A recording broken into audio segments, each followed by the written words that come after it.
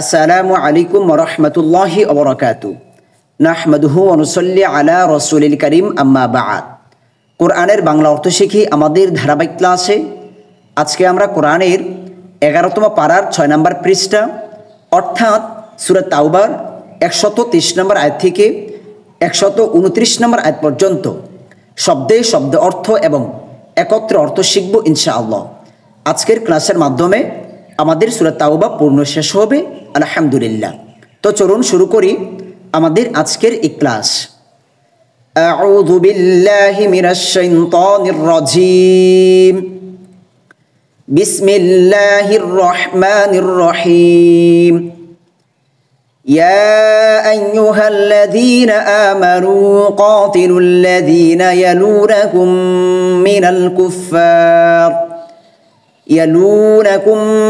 من الكفار وليجدوا فيكم غلظة واعلموا أن الله مع المتقين। ইয়া আইয়ুহা অর্থ হচ্ছে হে, আহ্বান সূচক শব্দ। আল্লাযীনা অর্থ হচ্ছে যারা, আমানু ঈমান এনেছো অতীতকালীন ক্রিয়াপদ 1 নম্বর ক্রিয়াপদের বহুবচন। কাতিলু তোমরা যুদ্ধ করো, কাতিলু আদেশসূচক ক্রিয়াপদ বহুবচন।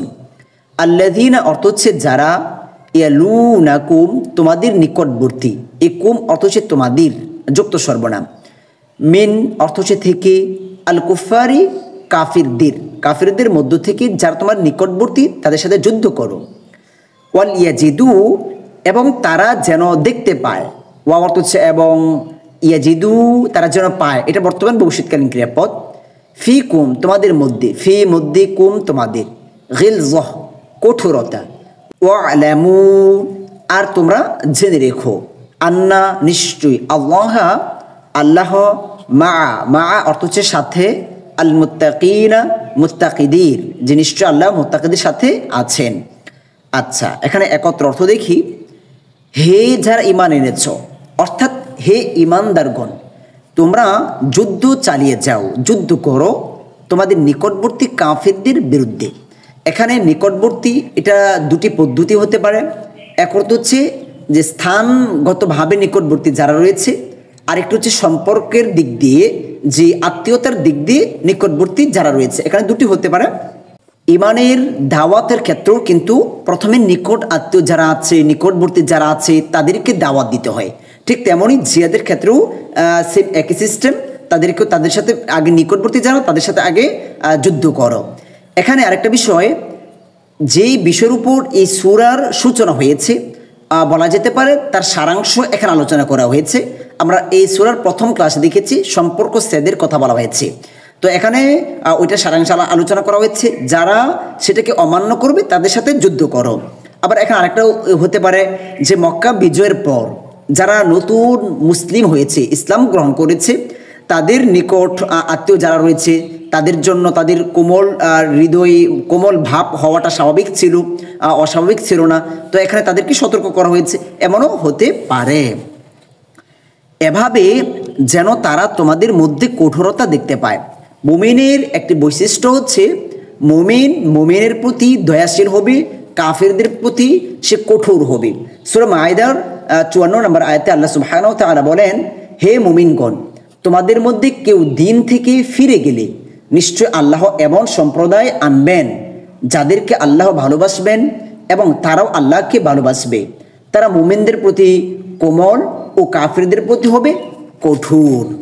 আর জেনে রেখো আল্লাহ মুত্তাকিদের সাথে রয়েছেন, যে মুত্তাকিরা কখনোই হতাশ হওয়ার কোনো প্রয়োজন নেই, যে কোনো সময় যে কোনো পরিস্থিতি আল্লাহ মুত্তাকিদের সাথে আছেন।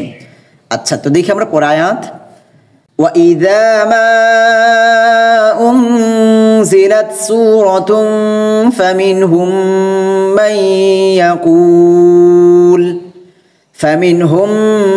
مَنْ يَقُولُ أَيُّكُمْ زَادَتْهُ هَذِهِ إِيمَانًا فَأَمَّا الَّذِينَ آمَنُوا فَزَادَتْهُمْ إِيمَانًا وَهُمْ يَسْتَبْشِرُونَ। ওয়াইদা মা আর যখনই উংজিলাত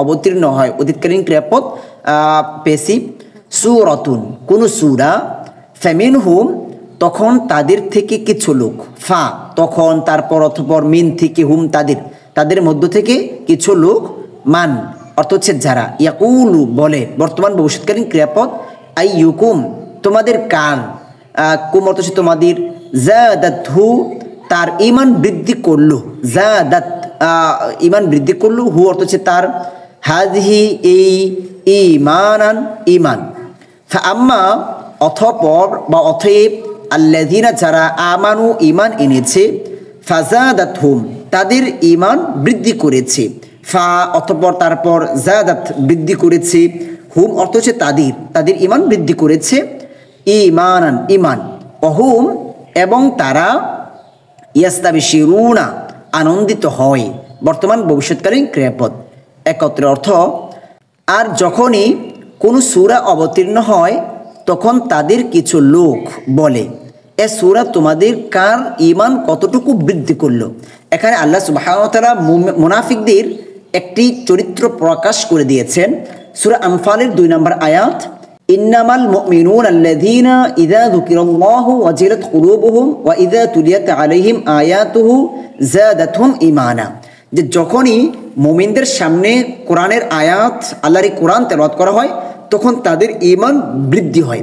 তো ওই আয়াত যখন নাজিল হয় তখন মুনাফিকরা তারা একে অপরের সাথে বলতে শুরু করলো, কোরআনের আয়াতকে ব্যঙ্গ করে, ঠাট্টা করে, যে তোমাদের কার কতটুকু ঈমান বৃদ্ধি করলো। এটা কোরআনের আয়াতকে তাচ্ছিল্য করে তারা একে অপরের সাথে এভাবে বলতে শুরু করলো।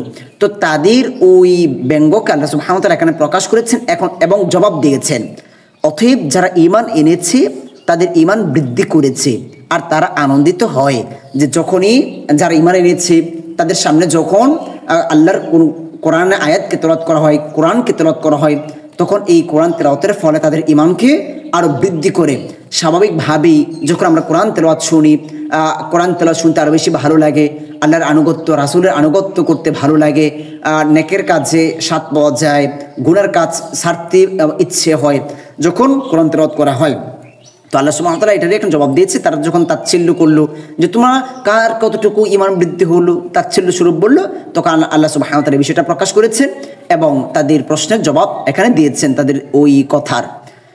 তো দেখি আমরা পরে আয়াত, وَأَمَّا الَّذِينَ فِي قُلُوبِهِم مَّرَضٌ فَزَادَتْهُمْ رِجْسًا إِلَى رِجْسِهِمْ وَمَاتُوا وَهُمْ كَافِرُونَ।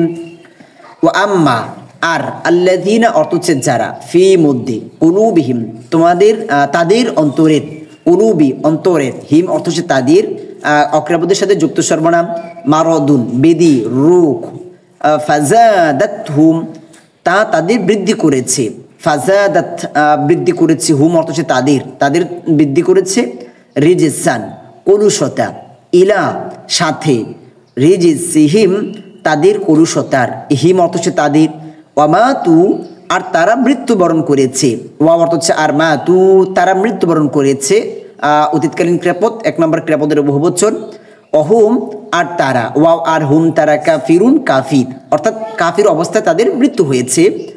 আর যাদের অন্তরে বৃদ্ধি রয়েছে তখন তাদের কলুষতার সাথে আরও কলুষতা বৃদ্ধি করেছে। একটু কাফির মুনাফিকদের আগে থেকে তাদের অন্তরে রোগ রয়েছে, কলুষতা রয়েছে, আবার তারা কোরআনের এই আয়াতকে অস্বীকার করে, ঠাট্টা বিদ্রুপ করে, তাচ্ছিল্য করে তাদের ওই কলুষতাটাকে আরও বৃদ্ধি করে নিয়েছে। এটা এখানে বোঝানো হয়েছে, বৃদ্ধি করেছে। আর তারা মৃত্যুবরণ করে এমন অবস্থায় যে তারা কাফির, আর তারা এই অবস্থায় তারা মৃত্যুবরণ করেছে। তাদের অন্তর এতটাই নষ্ট হয়ে গিয়েছে যে তারা সত্যকে আর উপলব্ধি করতে পারছে না, এই অবস্থায় তাদের মৃত্যু হয়েছে। এটা আল্লাহ সুবহানাহু ওয়া তাআলা এখানে প্রকাশ করেছেন। আচ্ছা দেখি আমরা পরের আয়াত, أَوَلَا يَرَوْنَ أَنَّهُمْ يُفْتَنُونَ فِي كُلِّ عَامٍ مَرَّةً أَوْ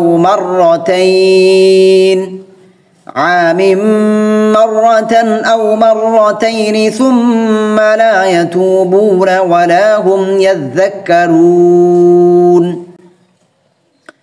أَوَلَا يَرَوْنَ তারা কি লক্ষ্য করে না, কি প্রশ্নবোধক, লা এখানে নাবাচক, ইয়ারাও না মানে দেখা, লক্ষ্য করা, তারা কি লক্ষ্য করে না, দেখে না, আন্নাহুম নিশ্চয়ই তারা, আন্না নিশ্চয়ই, হুম অর্থ হচ্ছে তারা, ইফতানুনা পরীক্ষার মুখোমুখি হচ্ছে, বর্তমান ভবিষ্যৎকালীন ক্রিয়াপদ, ফি অর্থ হচ্ছে মধ্যে, কুল্লি মানে সব প্রত্যেক, আমিন বছর, মাররতান একবার, মাররতান একবার, আও কিংবা অথবা, মাররতাইনি দুবার। আমরা যখন কোরআনের সংক্ষিপ্ত গ্রামার শিখি ওইখানে বিষয়টা আলোচনা করেছি, দ্বিবচন বহুবচন নিয়ে শব্দের শেষে আলিফ নুন ইয়ানুন থাকলে সেটা দ্বিবচন হয়। সুম্মা অথপর, অথচ, লা ইয়াতুবুনা তারা তাওবা করে না, লা এখানে নাবাচক, ইয়াতুবুনা বর্তমান ভবিষ্যৎকালীন ক্রিয়াপদ, ওয়ালা আর না, ওয়াও আর, লা না, হুম তারা, ইয়াযযাক্কারুনা উপদেশ গ্রহণ করে, যে তারা তাওবাও করে না এবং উপদেশ গ্রহণও করে না, এটাও বর্তমান ভবিষ্যৎকালীন ক্রিয়াপদ। আচ্ছা, একত্র অর্থ দেখি, তারা কি লক্ষ্য করে না যে তারা পরীক্ষার মুখোমুখি হচ্ছে প্রতি বছর একবার কিংবা দুবার। এখানে মুনাফিকদের আরেকটি কথা বলা হয়েছে যে মুনাফিকরা তাদের কর্মকাণ্ডের জন্য প্রতি বছরই তারা একবার বা দুবার তারা কোনো না কোনো আল্লাহর বিপদে পরীক্ষার মধ্যে পতিত হয়। কখনো কখনো তাদের মধ্যে দুর্ভিক্ষ দেখা দেয়, কখনো কখনো তারা অসুস্থতার মধ্যে পড়ে যায়, কখনো কখনো তারা আবার অভাব অনটনের মধ্যে পড়ে যায়, আবার কখনো কখনো তাদের পরিকল্পনার বাহিরে মুসলমানরা বিজয় লাভ করে। তো এটি আল্লাহ সুবহানাহু ওয়া তাআলা এখানে বলেছেন, অথচ তারা এর পরও তাওবা করে না, তারা এই থেকেও তারা শিক্ষা নেয় না এবং না উপদেশ গ্রহণ করে না, তাদের অন্তর এমনই করুষ হয়েছে, তারা এখন আর সত্যকে উপলব্ধি করতে পারছে না। মানুষ যখন জন্মগ্রহণ করে তখন তারা ফিতরাতের উপর, ইসলামের উপর জন্মগ্রহণ করে, ন্যায় নিষ্পাপ হয়ে জন্মগ্রহণ করে, এবং তারা যখন বড় হয়, তারা বুঝতে শিখি, তারপর থেকে তাদের আমাদের যে অন্তর রয়েছে, কলব রয়েছে, যখন একটা গুনাহ করা হয় তখন অন্তর কলবের মধ্যে একটি কালো দাগ পড়ে, যখন দুটা গুনাহ করা হয় আস্তে আস্তে এইভাবে গুনার সংখ্যা যত বৃদ্ধি হতে থাকে তখন কলবের মধ্যেও এক একটি জং বা কালো দাগ পড়তে থাকে, আস্তে আস্তে সম্পূর্ণ কলবটাই নষ্ট হয়ে যায়, তখন আর সে ভালোকে উপলব্ধি করতে পারে না। দেখি আমরা পরে আয়াত, وَإِذَا مَا أُنزِلَتْ سُورَةٌ نَظَرَ بَعْضُهُمْ إِلَى بَعْضٍ هَلْ يَرَاكُمْ مِنْ أَحَدٍ ثُمَّ انصَرَفُوا صَرَفَ اللَّهُ قُلُوبَهُمْ بِأَنَّهُمْ قَوْمٌ لَا يَفْقَهُونَ وَإِذَا مَا আর যখনই উনজিলাত অবতীর্ণ হয়, অতীতকালীন ক্রিয়াপদ স্ত্রীবাচক শব্দের শুরুতে শেষে তা সাকিন আছে। কোরআনের সংক্ষিপ্ত গ্রামার শিখ ওইখানে আমরা স্পষ্ট আলোচনা করেছি। যারা এই বিষয়গুলো এখনো বুঝেন না যে কোনটি ক্রিয়াপদ কোনটি অক্রিয়াপদ, যুক্ত সর্বনাম মুক্ত সর্বনাম অর্থ কীভাবে করব, এই বিষয়গুলো যারা এখনো জানেন না তারা আমাদের কোরআনের সংক্ষিপ্ত গ্রামার শিখে ওই ক্লাসটি দেখে নেবেন ইনশাআল্লাহ, তাহলে এই বিষয়গুলো স্পষ্ট হয়ে যাবে। সূরাতুন কোন সূরা যখন অক্রিয়াপদের শেষে তানবিন থাকবে তখন একটি বুঝাবে, এটা আমরা একটু মনে রাখতে পারি। সূরাতুন কোনো একটি সূরা, নাজরহ তাকায়, নাজর নজর মানে কি দেখা, বলি না নজর লেগেছে, তাকানো, নজর মানে দেখা, নাজর তাকায়, বাদুহুম তাদের কতক, বাদু বাদু মানে হচ্ছে কতক, মানে হচ্ছে কেউ কেউ, একটি দল থেকে একটি অংশ এরকম, হুম অর্থ হচ্ছে তাদের, ইলা দিকে পর্যন্ত, বাদিন কতকের, হাল কি প্রশ্নবোধক, ইয়ারাকুম তোমাদের দেখেছে, ইয়ার মানে দেখা, বর্তমান ভবিষ্যৎকালীন ক্রিয়াপদ, কুম অর্থ হচ্ছে তোমাদেরকে, ক্রিয়াপদের সাথে যুক্ত সর্বনাম, মিন আহাদিন কেউ, আহাদ মানে কেউ, মানে কেউ থেকে একটি দল থেকে কেউ একটি অংশ, সুম্মা অথপর তারপর, ইং সরফু সরে পড়েছে তারা, অতীতকালীন ক্রিয়াপদ এক নম্বর ক্রিয়াপদের বহুবচন, সরফা বিমুখ করে দিয়েছে, অতীতকালীন ক্রিয়াপদ এক নম্বর ক্রিয়াপদ, আল্লাহু আল্লাহ, এখানে ক্রিয়াপদের পরে অক্রিয়াপদের উপর বেশ থাকলে কর্তা, কুলুবাহুম তাদের অন্তরগুলোকে, কলব কলব মানে অন্তর, কুলুবাহ অন্তরগুলোকে, ক্রিয়াপদের পরে অক্রিয়াপদের উপর জবর থাকলে কে ভাবে রূপে দিয়ে অর্থ হয়, হুম অর্থ হচ্ছে তাদের, অক্রিয়াপদের সাথে যুক্ত সর্বনাম, বি আন্না হুম নিশ্চয় তারা, বি আন্না আন্না নিশ্চয়ই, হুম তারা, কওমুন কওমুন মানে কি এমন সম্প্রদায়, এক সম্প্রদায়, লা ইয়াফকাহুনা যারা অনুধাবন করে না, উপলব্ধি করে না, বুঝে না। একত্র অর্থ, আর যখনই কোনো সূরা অবতীর্ণ হয় তখন তাদের কতকের দিকে তাকায় যে তোমাদের কেউ দেখছে কি, এটা হচ্ছে মুনাফিকদের আরেকটি চরিত্র এখানে আল্লাহ সুবহানাহু ওয়া তাআলা প্রকাশ করেছেন। মুনাফিকরা কোনো অবস্থাতেই তার কোরআন শুনতে চায় না, কোরআনের প্রতি তাদের চরম বিদ্বেষ ছিল।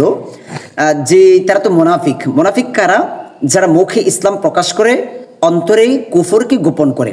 তো যেহেতু তারা ইসলামকে মুখে প্রকাশ করেছে, তো ওই হিসাবে কখনো কখনো তাদেরকে রাসূল সাল্লাল্লাহু আলাইহি সাল্লামের মাজলিসে বসতে হতো।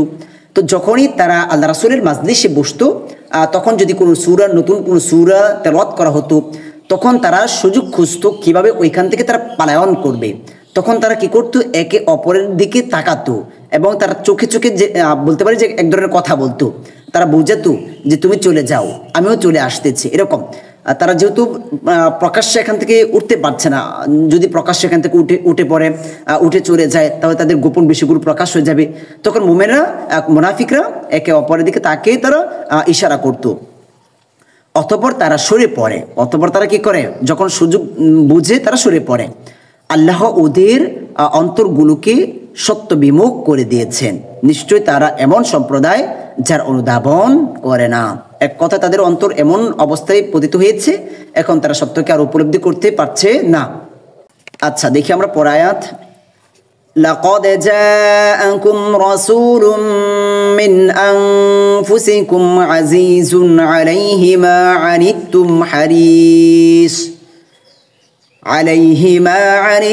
হারিসুন আলাইকুম বিল মুমিনিনা রাউফুর রহিম। লাকাদ জাআকুম, অবশ্যই তোমাদের কাছে এসেছে। লাকাদে অর্থ হচ্ছে অবশ্যই, নিশ্চয়ই। যা এসেছে অতীতকালীন ক্রিয়াপদ, 1 নম্বর ক্রিয়াপদ। কুম অর্থ হচ্ছে তোমাদের কাছে, তোমাদের কাছে অবশ্যই এসেছে। রাসূলুন একজন রাসূল, রাসূলুন একজন রাসূল এসেছে। মিন অর্থ হচ্ছে থেকে। আনফুসিকুম তোমাদের নিজেদের। কুম অর্থ হচ্ছে তোমাদের। আনফুস মানে নিজ আত্মা, মন। আজিজুন দুঃসহ। আলাইহি তার পক্ষে, আলা উপরে বা পক্ষে, হি অর্থ হচ্ছে তার, মা যা, আনিতুম তোমরা দুঃখ কষ্ট পাও। আনিতুম তুম আগের সাকিন, তোমরা দিয়ে অর্থ হবে অতীতকালীন ক্রিয়াপদ। হারিসুন তিনি খুবই মঙ্গলকামী। আলাইকুম তোমাদের প্রতি, আলা উপর, প্রতি, কুম তোমাদের, বিল মুমিনিনা মুমিনদের প্রতি, রাউফুন স্নেহশীল, রহিমুন দয়ালু। একত্র অর্থ, অবশ্যই তোমাদের কাছে এসেছে তোমাদের মধ্য থেকে একজন রাসূল। এখানে রাসূল সাল্লাল্লাহু আলাইহি সাল্লামের কথা বলা হচ্ছে। তোমাদের দুঃখ কষ্ট তার পক্ষে দুঃসহ। আল্লাহু আকবার। যে মুমিনের দুঃখ কষ্ট আল্লাহ রাসূলের জন্য এটা বেদনাদায়ক। আল্লাহু আকবার। কেমন রাসূল ছিলেন তিনি? তোমাদের খুবই মঙ্গলকামী, মুমিনদের প্রতি স্নেহশীল, দয়ালু। আর সেই রাসূলকে আমরা চিনতে পারলাম না। কিয়ামতের দিন সমস্ত নবী রাসূলরা ইয়া নাফসি ইয়া নাফসি বলতে থাকবে, কিন্তু একজন মানুষ, তিনি হচ্ছেন জনাবে মুহাম্মদ রাসূলুল্লাহ সাল্লাল্লাহু আলাইহি সাল্লাম, ইয়া উম্মতি উম্মতি বলে কাঁদবেন। আর আজকে আমরা সেই রাসূলকে চিনলাম না, সেই রাসূলকে আমরা রাসূলের আনুগত্য করতে পারলাম না, রাসূলের দেখানো পথ আমরা অনুসরণ করতে পারলাম না, রাসূলের সুন্নতকে আমরা আঁকড়ে ধরতে পারলাম না। আল্লাহ আমাদেরকে বুঝে তৌফিক দান করুন। তো দেখি আমরা পরের আয়াত, অর্থাৎ সূরা তাওবার সর্বশেষ আয়াত। فَإِن تَوَلَّوْا فَقُلْ حَسْبِيَ اللَّهُ لَا إِلَهَ إِلَّا هُوَ عَلَيْهِ تَوَكَّلْتُ وَهُوَ رَبُّ الْعَرْشِ الْعَظِيمِ। ফাইন তবু যদি, ফা তবে, অতঃপর, তারপর, ইন যদি, তারপরও যদি, তাওয়াল্লাউ তারা বিমুখ হয়ে থাকে। তাওয়াল্লা মানে মুখ ফিরিয়ে নেওয়া। তারা যদি এরপরও মুখ ফিরিয়ে নেয়, মানে ঈমান গ্রহণ থেকে তারা অন্যদিকে চলে যায়। ফাকুল তবে বলো, ফা অতঃপর, তবে, তারপর, কুল তুমি বলো, আদেশসূচক ক্রিয়াপদ। হাসবিয়া আমার জন্য যথেষ্ট। এই ইয়া অর্থ হচ্ছে আমার। হাসবি মানে হচ্ছে যথেষ্ট, ইয়া অর্থ হচ্ছে আমার, যুক্ত সর্বনাম। আল্লাহ আল্লাহ, লা নেই, ইলাহা কোনো ইলাহ, ইল্লা ব্যতীত ছাড়া, হুয়া তিনি মানে আল্লাহ, আল্লাহ ছাড়া আর কোনো ইলা নেই। আলাইহি তার উপর, আলা উপর, হি তার উপর, তাওয়াক্কালতু আমি ভরসা করি। তাওয়াক্কালতু অতীতকালীন ক্রিয়াপদ, তু আগের সাকিন, আমি দিয়ে অর্থ হবে। অহুয়া এবং তিনি, ওয়াও আর, এবং হুয়া তিনি, রব্বু রব প্রতিপালক, আল আরশি আরশের, আল আজিমি মহান। একত্রের অর্থ, তবু যদি তারা বিমুখ হয়ে থাকে তবে বলো, আল্লাহই আমার জন্য যথেষ্ট, তিনি ব্যতীত আর কোনো সত্য ইলা নেই, আমি তার উপরই ভরসা করি এবং তিনি মহান আরশের অধিপতি। যে রাসূল সাল্লাল্লাহু আলাইহি সাল্লাম চেষ্টা সাধনার পর, দাওয়াত দেওয়ার পর, তারপরেও যদি তারা ইসলাম গ্রহণ না করে, তাহলে আল্লাহ রাসূল সাল্লাল্লাহু আলাইহি সাল্লাম এখানে কোনো কষ্ট না পাওয়ার জন্য আল্লাহ সুবহানাহু ওয়া তাআলা সান্ত্বনা দিচ্ছেন, বলা যেতে পারে আল্লাহ রাসূলকে এখানে সান্ত্বনা দিচ্ছেন। ওই যে আগেই বললাম যে বাবা তার সন্তান যদি কখনো অন্যায় কাজে চলে যায়, বাবা সহ্য করতে পারে না, তো আল্লাহ রাসূল সাল্লাল্লাহু আলাইহি সাল্লাম তার উম্মত জাহান্নামে চলে যাবে এটা রাসূল সহ্য করতে পারে না। যে এত চেষ্টার পরেও যদি তারা অন্যদিকে অর্থাৎ তারা ইসলাম গ্রহণ না করে, তাহলে আল্লাহ রাসূল সাল্লাল্লাহু আলাইহি সাল্লাম কষ্ট না পাওয়ার জন্য এখানে সান্ত্বনা দিচ্ছেন, এটি বলা যেতে পারে।